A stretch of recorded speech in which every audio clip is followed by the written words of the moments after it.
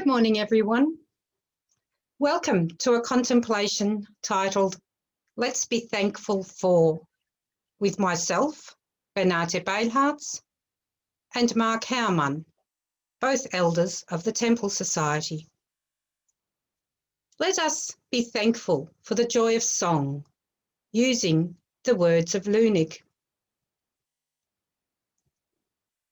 We give thanks for singers, all types of singers, popular, concert singers, and tuneless singers in the bath, whistlers, hummers, and those who sing while they work, singers of lullabies, singers of nonsense and small scraps of melody, singers on branches and rooftops, morning yodelers and evening warblers, singers in seedy nightclubs, singers in the street, singers in cathedrals, school halls, grandstands, backyards, paddocks, bedrooms, corridors, stairwells, and places of echo and resonance.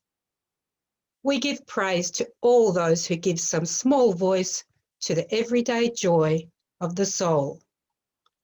Amen. Let's be thankful. Let's be thankful for the long tradition of beautiful hymns by joining Monika Strasser and singing or humming or whistling or warbling one of the hymns I remember from my childhood in Sunday school. Nun danket alle Gott. Now thank we all our God. If you have the hymn book, it's number 75.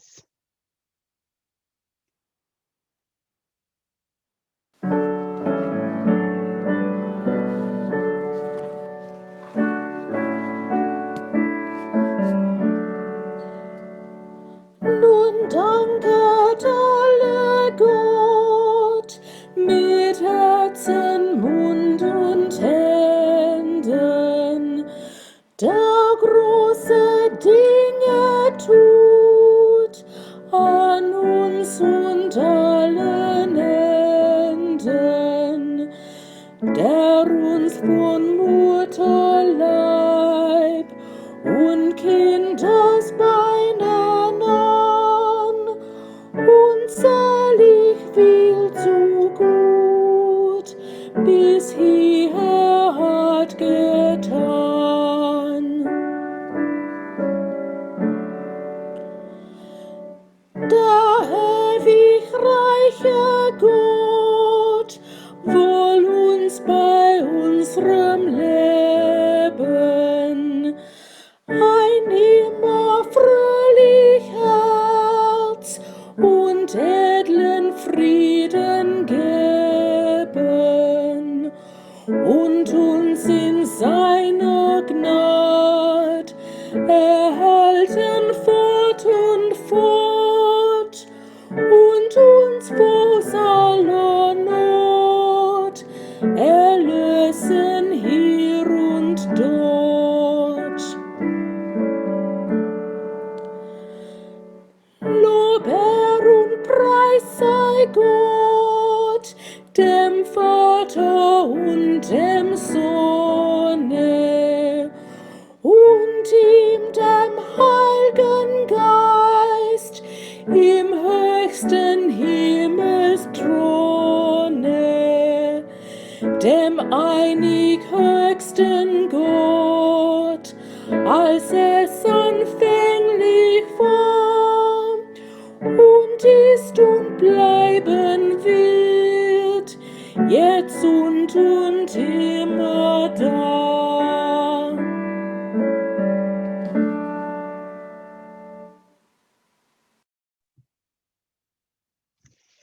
This hymn is based on verse 29 from the Psalm 118, and this is our text for today.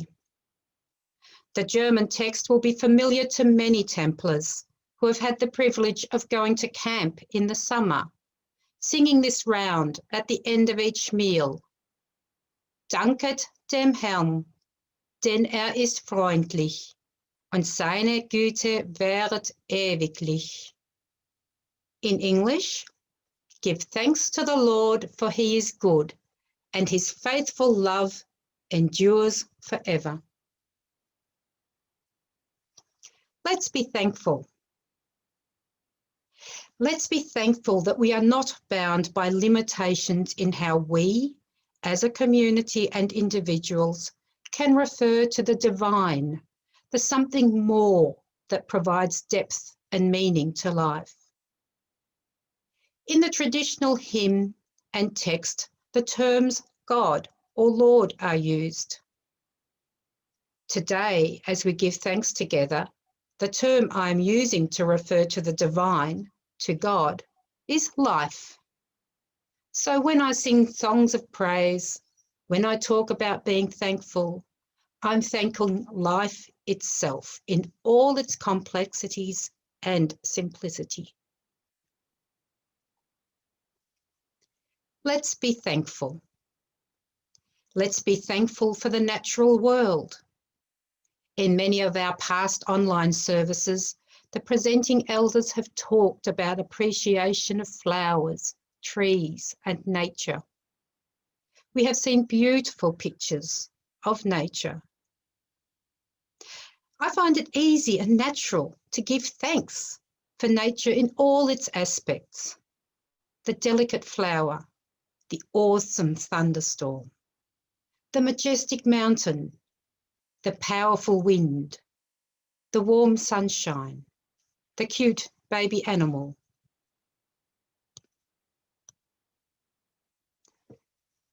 Let's be thankful. Let's be thankful for people. Most of us are good at thanking people who help us, support us, give us unconditional love, or challenge us to be the best we can be.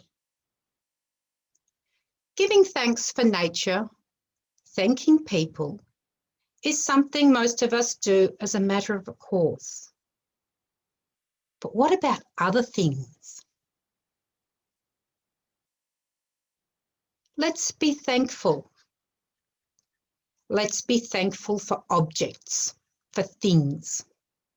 Do we appreciate all the everyday things, objects and devices that our modern lifestyles give us, that enhance our living condition and provide us with the freedom to indulge in our hobbies, sports, travel, visiting, socialising, television watching, etc., etc.? What kind of things am I talking about? I type this presentation on my computer. It tells me when I've made a spelling error. It allows me to move, delete, edit whole sentences without having a big handwritten mess that will need to be rewritten a few times. Behind me here is something I give thanks to every day, is my books. I love my books. But the other technical device that I regularly give thanks for is my washing machine. For some reason, I hate washing things by hand. My washing machine saves me a lot of time, energy, and negative feelings. What everyday equipment, device, things do you give thanks for? Please put your answer in the chat box. So you can do this by moving your cursor till you see the chat link that comes up down the bottom. When you click on the chat link, you'll see a box. Type into the bottom area of the box, making sure that everyone is selected. All chat contributions will be seen at the top. So do this while I continue talking.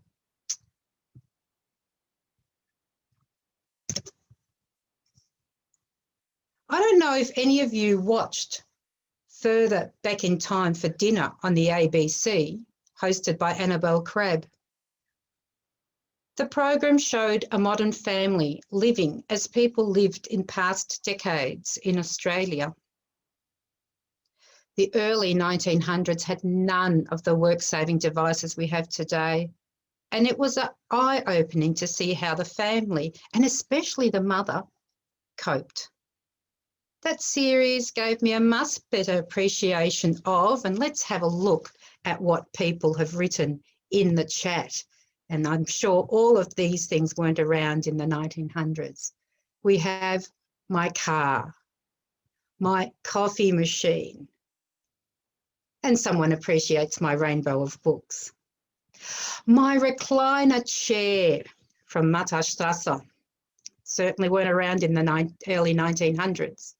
The dishwasher, the car, the computer, the internet, my mixmaster, my tennis racket,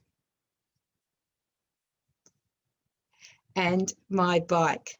Keep on adding things as things come to your mind as I talk. The series that I mentioned gave me a much better appreciation of my fridge. I didn't realise how important the fridge was to my lifestyle. The electric iron, the food processor, and we had the mixmaster mentioned there. What about the oven? Or even something I love, the hot shower. Someone's just mentioned the phone.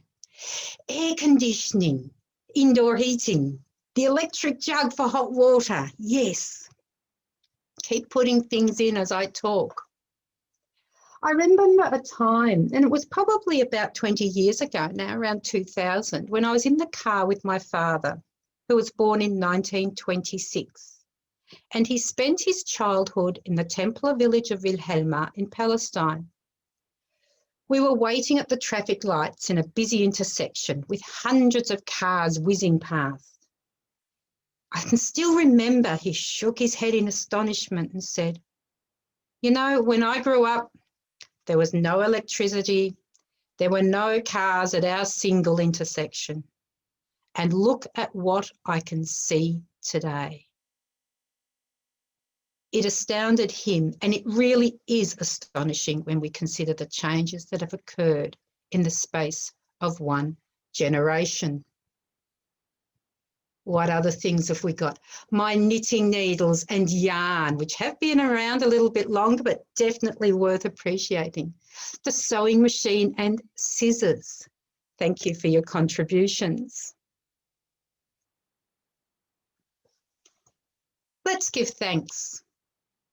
Let's give thanks for the electricity, water, gas, phone line, and internet connections which come directly to our homes, without which most of the devices we've mentioned would not work.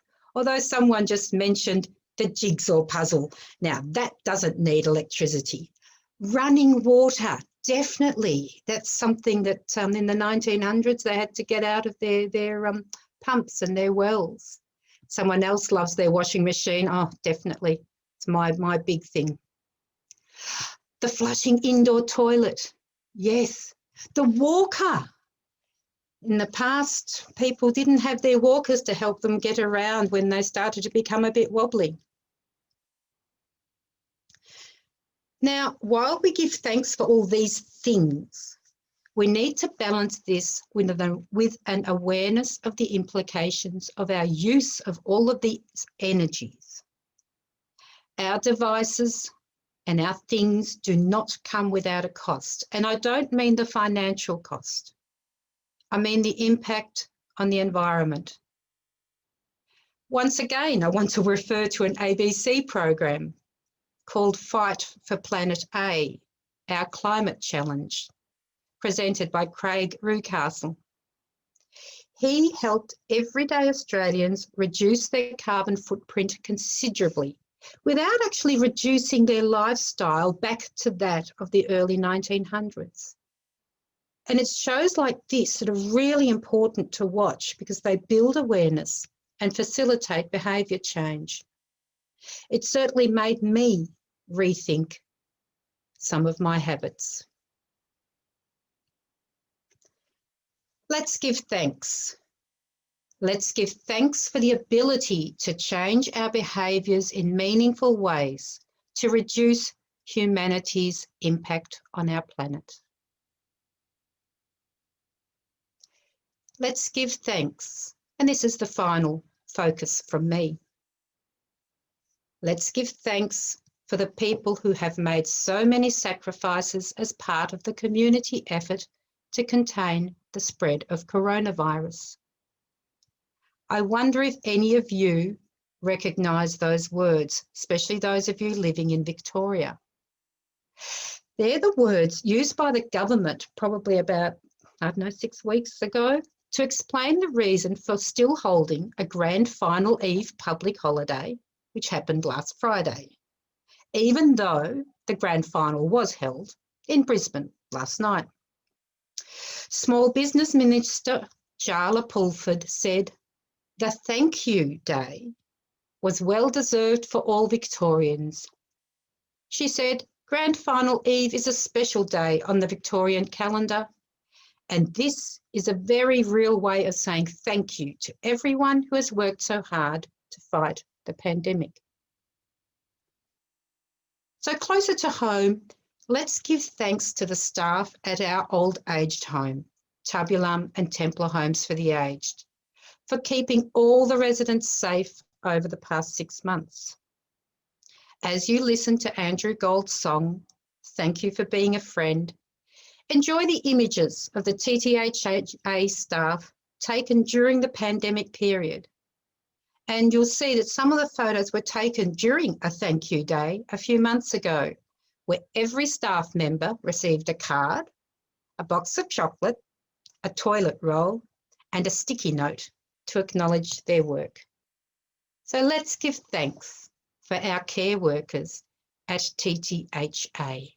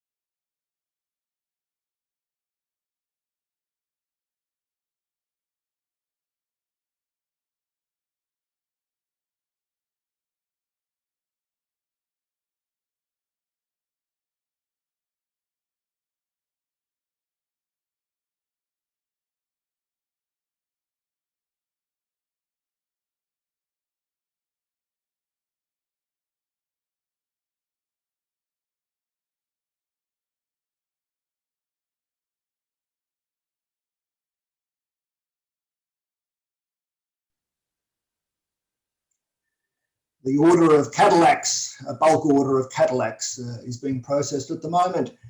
Thanks, Renate, and also to Monica for the hymn, and especially to Ange for making everything work just so wonderfully well. Let's be thankful for, let's be grateful for, well, small mercies, I guess. What does that even mean?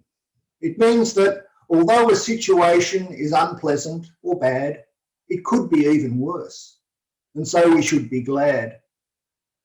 For example, thieves broke in and stole the neighbour's laptop, TV and sound system, but didn't take any jewellery, so let's be thankful for small mercies.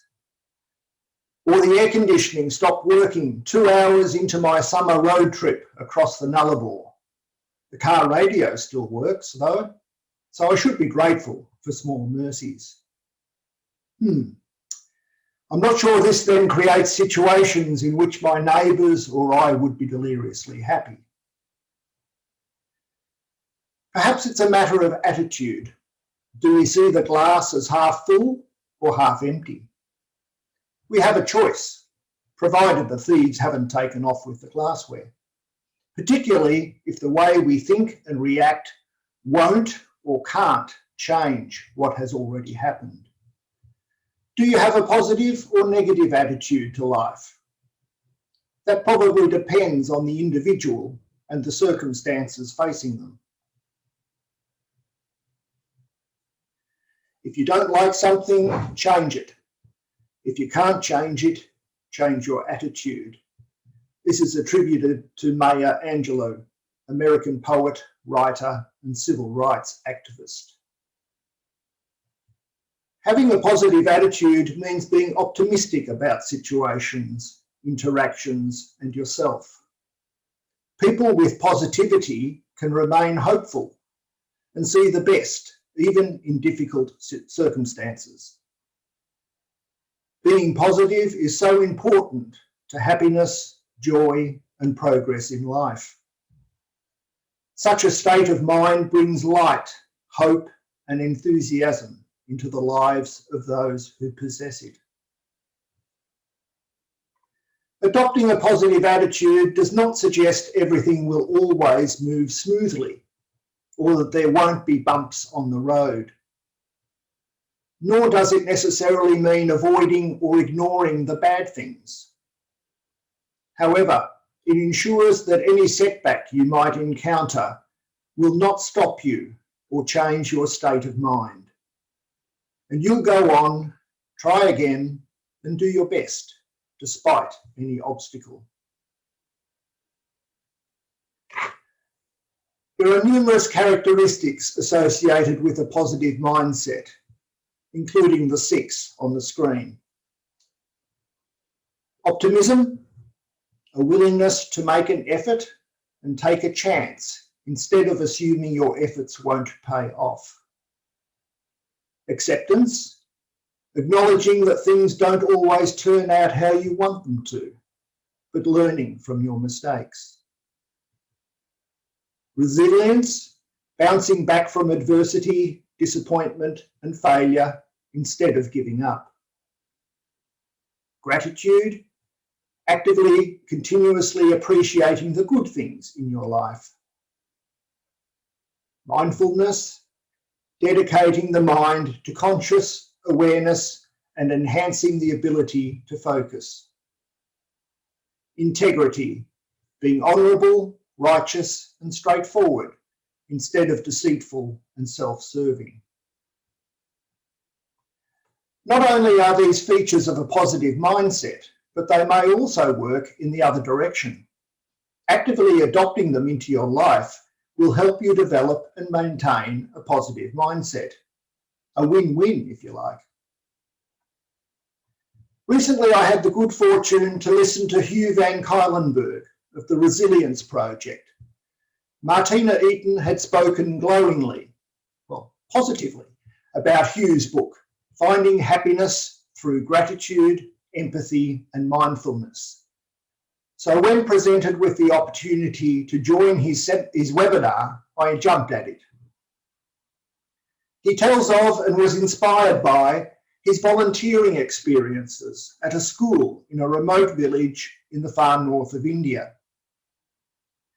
Despite the people of this desert community having very little to call their own, Van Cuylenburg was continually blown away by how happy they were.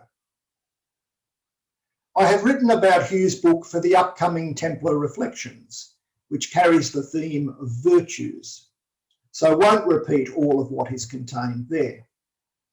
In summary though, after 3 months living there, Van Cuylenburg felt he understood why they were such a happy community. Ultimately, there were 3 principles they practiced regularly that were key to their resilient worldview and happy disposition. And they were gratitude, empathy, and mindfulness. Gratitude, the ability to pay attention to what you have instead of worrying about what you don't have. Empathy, the ability to feel what another person is feeling. And mindfulness, the ability to focus on the present moment. Put the 3 together and you've got the title of his book. There are any number of quotes on the internet, and I put a few together into a PowerPoint, which should come up on your screen. We'll cycle through those. When it comes to life, the critical thing is whether you take things for granted or take them with gratitude. This is a wonderful day. I've never seen this one before. That's Maya Angelou again. When some things go wrong, take a moment to be thankful for the many things that are going right. It is not joy that makes us grateful, it is gratitude that makes us joyful. Be thankful for what you have, you'll end up having more. If you concentrate on what you don't have, you will never ever have enough. Gratitude is the healthiest of all human emotions. The real gift of gratitude is that the more grateful you are, the more present you become. I would maintain that thanks are the highest form of thought, and that gratitude is happiness doubled by wonder. Gratitude paints little smiley faces on everything it touches. Gratitude unlocks the fullness of life. It turns what we have into enough and more. It turns denial into acceptance, chaos to order, confusion to clarity. It can turn a meal into a feast, a house into a home, a stranger into a friend. Gratitude makes sense of our past, brings peace for today and creates a vision for tomorrow. He is a wise man who does not grieve for the things which he has not, but rejoices for those which he has. A.A. Milne, a favourite, Piglet noticed that even though he had a very small heart, it could hold a rather large amount of gratitude. Gratitude turns what we have into enough. If you look up on Wikipedia, gratitude, there's an entry that states that the best thing about gratitude is that it cannot be requested, demanded, or coerced. It can only be given. It is a gift, not an exchange. Gratitude turns what we have into enough. There's an ad on TV featuring a woman sitting comfortably at home in the midst of a large family gathering, discussing her hopes for tomorrow. Over relevant images, she says, "What I'm looking forward to in the future is a house filled with books, laughter, and overrun by dogs. I want north sun, too many photos, and friends, old and new. I want drinks flowing and bread broken. I want, and she pauses to turn to the camera, I just really want what I have today. The serenity of the moment is broken by a plate crashing to the floor, and she says, I didn't want that. The ad is marketed as life unchanging. But life does change. The name Neil Danaher is legendary in football circles, certainly among Essendon supporters like me. One of 4 brothers with 7 sisters from Ungary in the New South Wales Riverina district, Neil's playing career was cruelled by severe knee injuries.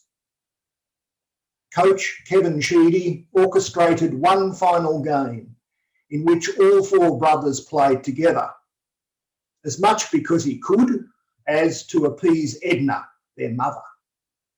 This was the first and only time in the history of the VFL-AFL that 4 brothers have played on the same team in the same game.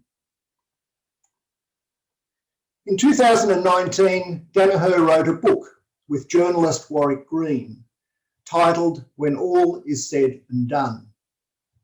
A few years earlier, he'd been diagnosed with motor neurone disease, a cruel and incurable condition. He had a choice. He could spend his remaining time focused on himself, or he could seize the opportunity to make a better future for others. No stranger to challenge, from the hard-won wisdoms of life on the land and the love of his family, to the triumphs and gutting lows of elite football, Neil has learnt to make the most of the cards he's been dealt, to always live with purpose and to appreciate what he has. True to form, Danaher chose to stare down the disease he calls the beast, and in 2014 co-founded Fight MND, an organisation that has since invested over $40 million into research and care initiatives.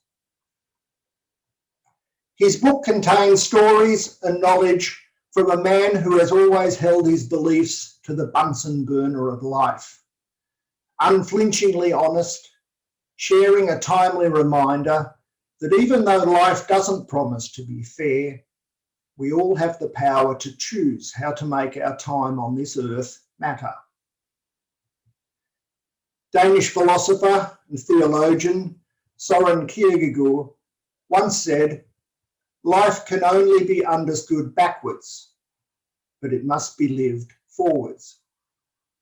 Neil Danaher bravely writes, "I understand the wisdom of this. Right now, I don't have much forwards left." So he sat down to pen a letter to the grandchildren he'll never get to know. In part, it reads, "Dear grandkids, today your grandmother and I met our first grandchild. He's only a week old and not sleeping all that well, but he's otherwise doing fine. My hands are not strong enough to cradle Cooper in my arms, so I sat on the couch and propped him between my legs, gently stroking his soft fuzz of hair and listening to him quietly goo and gar. Life's pretty damn good. How I would have loved to be around to watch my grandchildren grow up. Not just your first smiles, first words and first steps.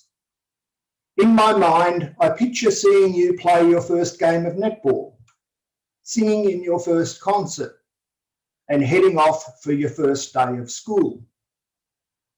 I would have loved to see you run in a race, to see how you reacted, whether you won a ribbon or finished last. Little hints of what makes you the unique person that you are, your personality and character. And I will miss eating chips down at the beach after school, even though your parents told me not to let you have any junk food. As I don't expect to be around for all that good stuff, I've written this book because I want you to understand a little bit about your papa and also to help you know something about where you have come from. It may be that your parents lay out a structured belief system that will help you navigate your journey. Although along the way, you'll still have to nut out what works best for you. Life can be tough.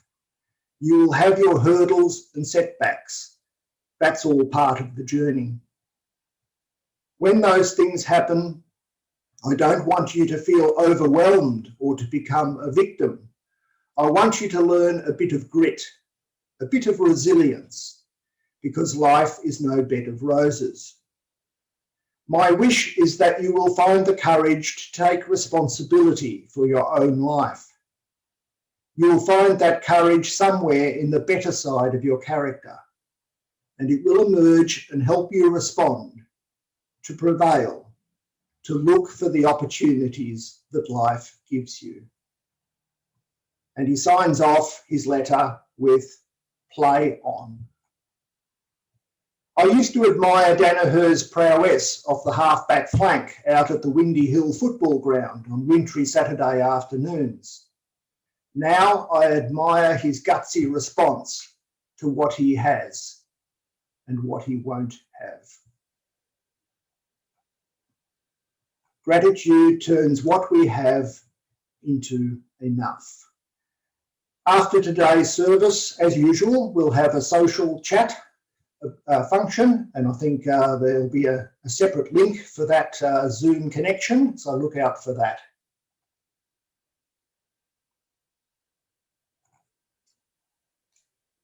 Meister Eckhart, if the only prayer you say in your life is thank you, that would suffice. Despite what he says, I would like to share a prayer of gratitude taken from the Tamworth Spiritualist Church.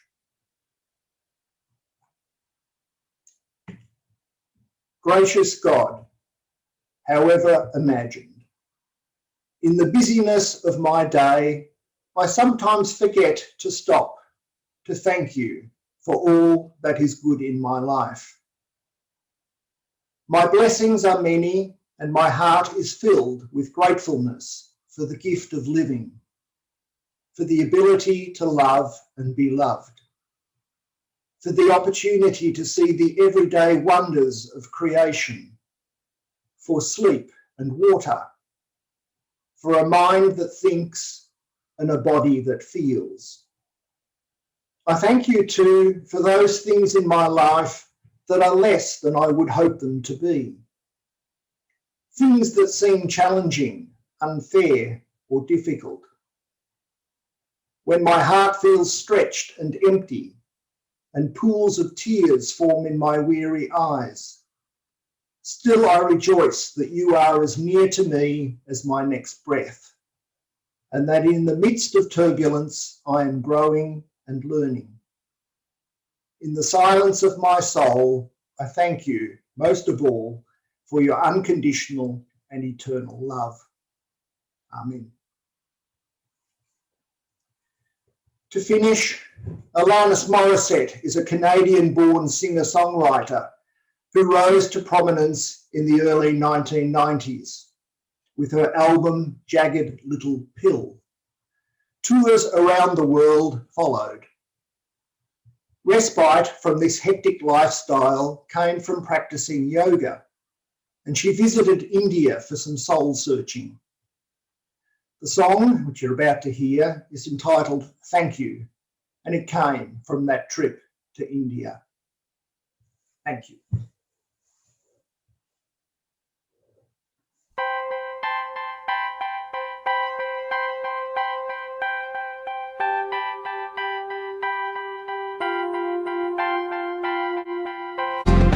How about me not blaming you for everything?